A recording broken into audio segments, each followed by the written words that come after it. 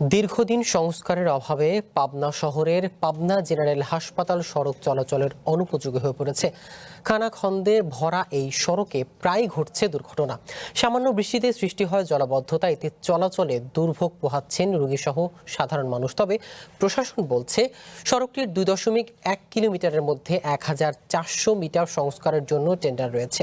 তবে বাকি 700 মিটারের কাজ থাকবে অসম্পূর্ণই। পাবনা শহরের অন্যতম গুরুত্বপূর্ণ এই ব্যস্ততম সড়ক শহীদ চত্বর থেকে মেরিল বাইপাস। প্রায় 2.1 কিলোমিটার দীর্ঘ এই সড়কটি দীর্ঘদিন ধরে সংস্কার না করায় এখন যেন দুর্ভোগের আরেক নাম। পাবনা জেনারেল হাসপাতাল সহ বিভিন্ন সরকারি বেসরকারি প্রতিষ্ঠান ও গুরুত্বপূর্ণ এলাকায় যাতায়াতের প্রধান মাধ্যম এটি। প্রতিদিন হাজারো যানবাহন ও মানুষ ব্যবহার করেন সড়কটি, কিন্তু সড়ক জুড়ে তৈরি হওয়া বড় বড় গর্ত আর ভেঙে যাওয়া কার্পেটিং এর কারণে প্রায় ঘটছে দুর্ঘটনা। বৃষ্টি হয়ে গেলে রাস্তাঘাট এমনভাবে অবস্থান হয়ে যায়, কোথায় গর্ত আছে কোথায় উঁচু নিচু, ড্রাইভাররা এটা অনুমান করতে পারে না। আমাদের এই রোডে পানি জমে থাকে, রিক্সা অটো কোনো কিছু ঠিক মতন আসতে চায় না, উল্টায় পড়ে যায়। এই রাস্তাটা তো ভাঙা, এমন ভাঙা 10-15 হাত পর পরই গর্ত আর গর্ত। এর চাইতে খারাপ রোড আমার মনে হয় না যে পাবনা টাউনে আর আছে।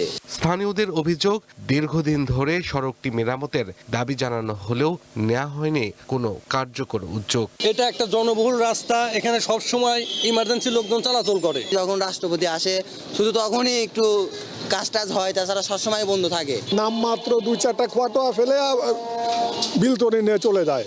তবে দেরিতে হলেও মিলেছে আশার বাণী। 2100 মিটার সড়কের মধ্যে 1400 মিটার সড়ক সংস্কারের জন্য টেন্ডার প্রক্রিয়া সম্পন্ন হয়েছে।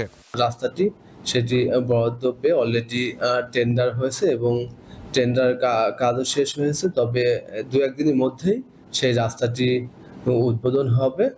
আশা করি এই কাজটি শেষ হলে ওই এলাকার মানুষ তথা হাসপাতালে যারা রোগী এবং অন্যান্য যারা আছে তাদের যাতায়াতের সুবিধা হবে। কেবল এই সড়ক নয়, পাবনা পৌরসভার মোট 240 কিলোমিটার পাকা রাস্তার বেশিরভাগই এখন জরুরি সংস্কারের প্রয়োজন। One national desk. এ বিষয়ে বিস্তারিত জানাতে পাবনা থেকে আমাদের সাথে যুক্ত হচ্ছেন ইয়াসিন আলী শেখ। আমরা সরাসরি চলে যাচ্ছি তার কাছে। ইয়াসিন, সংস্কারের জন্য যে 1400 মিটারের সড়কের টেন্ডার হয়েছে, তো এর কাজ কবে শুরু হবে এবং শেষ হওয়ার সম্ভাব্য সময়সীমা কি জানাবেন?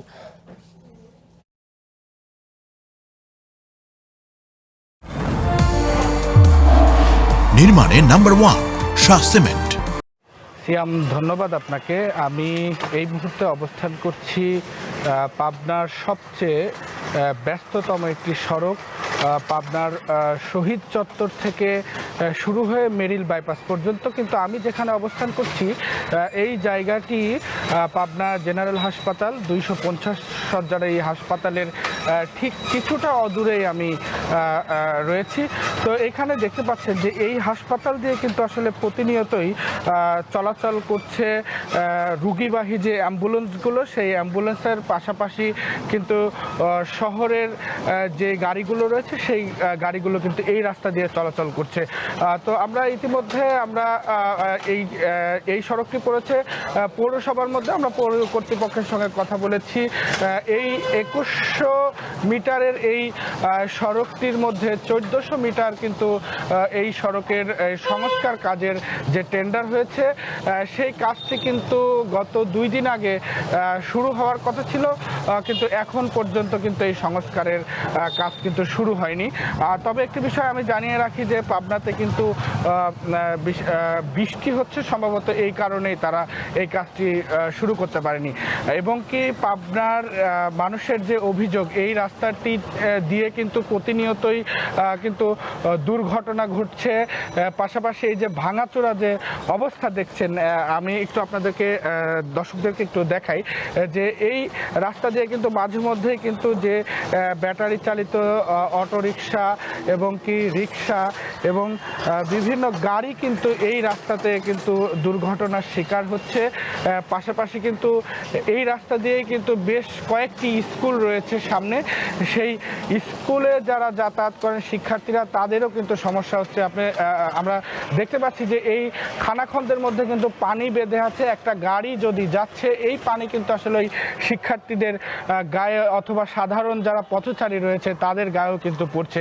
তো এই সড়কটি কিন্তু পাবনার যে মানুষরা রয়েছে, পাবনাবাসীর কিন্তু প্রাণের দাবি উঠেছে যে এই সড়কটি দ্রুতই সংস্কার করা হোক। কিন্তু আরেক জায়গায় বিপত্তি বেঁধেছে যে 2100 মিটার সড়কের মধ্যে 1400 মিটার সড়কের সংস্কারের কাজের টেন্ডার হলেও কিন্তু দৃশ্যমান এখন আমরা কোনো কিছু পাইনি। বাকি 700 মিটার কিন্তু আসলে এই সড়কের কাজের কিন্তু কোনো টেন্ডার হয়নি। এ নিয়ে কিন্তু আসলে পাবনার মানুষের মধ্যে বিপত্তি দেখা দিয়েছে। তো এই হাসপাতাল রোড থেকে শিয়াম আমার কাছে ছিল এই সড়কের সর্বশেষ খবর। ধন্যবাদ ইয়াসিন আপনাকে। পাবনা সড়কের অব্যবস্থাপনার বিষয়ে জানছিলাম ইয়াসিন আলী শেখের কাছ থেকে।